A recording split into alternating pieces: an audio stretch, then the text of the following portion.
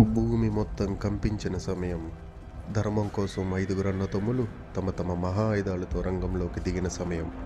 అందరిలో ముందుగా నిలిచింది ధర్మరాజు. అతని చేతిలో కుందం, ముఖంలో ప్రశాంతత. అతని బలం కోపం కాదు, ధర్మం. యుద్ధభూమిలో కూడా న్యాయం వదలని యోధుడు. అతని పక్కనే గర్జించాడు భీముడు, చేతిలో మహాగద. ఆ గద నేలపై పడితే భూమే చీలిపోతుందనిపించేది. దుర్యోధనుడి గర్వాన్ని, కీచకుడి అహంకారాన్ని, జరాసంధుడి శక్తిని ఛేదించిన మహా ఆయుధం అదే. అప్పుడే ఆకాశం వైపు బాణం ఎక్కుపెట్టాడు అర్జునుడు, చేతిలో గాంధీవం. అది సాధారణ ధనస్సు కాదు, అగ్నిదేవుడు ప్రసాదించిన దివ్యాయుధం. అర్జునుడు బాణం వదిలితే శత్రువుకి మరణమే కనిపించేది. పాశుపతాస్త్రం నుంచి బ్రహ్మాస్త్రం వరకు దేవతల శక్తి అతని వెంట నిలిచింది. నకులుడు ఖడ్గం పట్టి మెరుపులా తీసుకెళ్లే వీరుడు. అతని వేగం శత్రువుకి కనిపించే లోపే యుద్ధం ముగిసేది.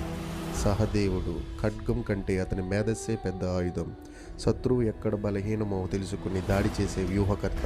కానీ ఈ ఐదుగురు వద్ద వేరువేరు ఆయుధాలున్న వారి అసలు శక్తి ఒకటే, ఐక్యత.